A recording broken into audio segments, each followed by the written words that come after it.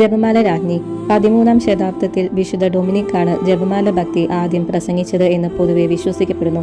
വളരെ വിഭക്തകരമായ ആൽബിജൻസിയൻ പാഷണ്ഡതയെ പരാജയപ്പെടുത്താൻ തന്റെ പ്രസംഗങ്ങളെക്കാൾ ഭേദം ജപമാലയായിരിക്കുമെന്ന് വിശുദ്ധ ഡൊമിനിക്കിന് തോന്നി. മനിക്കേയരുടെ പിൻഗാമികളാണ് ആൽബിജൻസിയർ. അവർ സാധാരണ ജനങ്ങളെ വധിക്കുക പോലും ചെയ്തിരുന്നു.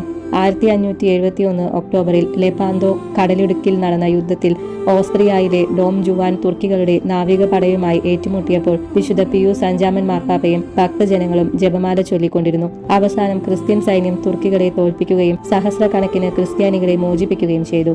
ഈ വിജയത്തിന്റെ വാർഷികം വിജയമാതാവിന്റെ തിരുനാളായി കൊണ്ടാടണമെന്ന് നിശ്ചയിച്ചു. 13-ാം ഗ്രിഗറിയോസ് മാർപ്പാപ്പ ആ തിരുനാളിനെ ജപമാല തിരുനാൾ എന്ന് നാമകരണം ചെയ്തു. 1716 ഹംഗറിയിലെ എവുജീൻ രാജകുമാരൻ വീണ്ടും തുർക്കികളെ പരാജയപ്പെടുത്തിയപ്പോൾ ജപമാല തിരുനാൾ സാർവത്രിക സഭ കൊണ്ടാടാൻ നിശ്ചയിച്ചു. 13-ാം ലയോ മാർപ്പാപ്പ ഒക്ടോബർ മാസം ജപമാല മാസമായി പ്രഖ്യാപിച്ചു. 2-ാം വത്തിക്കാൻ സൂനഹദോസ് പഠിപ്പിക്കുന്നു. നൂറ്റാണ്ടുകളിലൂടെ സഭയുടെ പ്രബോധനാധികാരം അംഗീകരിച്ചിട്ടുള്ള ഭക്തമുറകൾ ഈ സൂനഹദോസ് വിലമതിക്കുന്നു.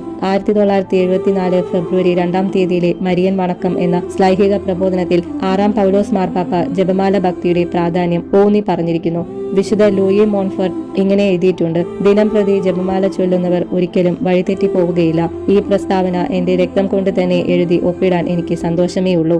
പരിശുദ്ധ കന്യകാമറിയത്തോടുള്ള പ്രാർത്ഥനയാണ് ജപമാലയെങ്കിലും അത് ആന്തരാർത്ഥത്തിൽ ക്രിസ്തു കേന്ദ്രീകൃതമായ പ്രാർത്ഥനയാണ്. ഗഹനമായ സുവിശേഷ സന്ദേശം അതിന്റെ ഘടകങ്ങളിൽ നിറഞ്ഞു നിൽക്കുന്നു. സുവിശേഷ സന്ദേശത്തിന്റെ ഒരു സാരസംഗ്രഹമായി അതിനെ വിശേഷിപ്പിക്കാം. മറിയത്തിന്റെ കന്യകാ ഉദരത്തിൽ ആരംഭിച്ച രക്ഷാകര മനുഷ്യാവതാര കർമ്മത്തിന് അവൾ നൽകുന്ന പ്രാർത്ഥനയാകുന്ന പ്രതികരണത്തിന്റെ പ്രതിധ്വനിയാണിത്.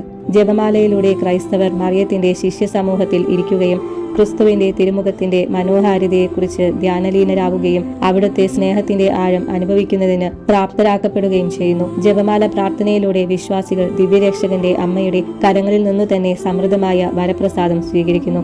വിശുദ്ധ ജോൺ പോൾ 2-ാമൻ മാർപ്പാപ്പയുടെ വാക്കുകളാണ്: ഒരു പാപിയെ അഭിമുഖീകരിക്കുന്നതിനു മുമ്പ് ജപമാല ചൊല്ലാൻ എനിക്ക് സമയം ലഭിക്കുകയാണെങ്കിൽ ആ പാപി മാനസാന്തരപ്പെടാതിരുന്നതായി ഞാൻ കണ്ടിട്ടില്ല.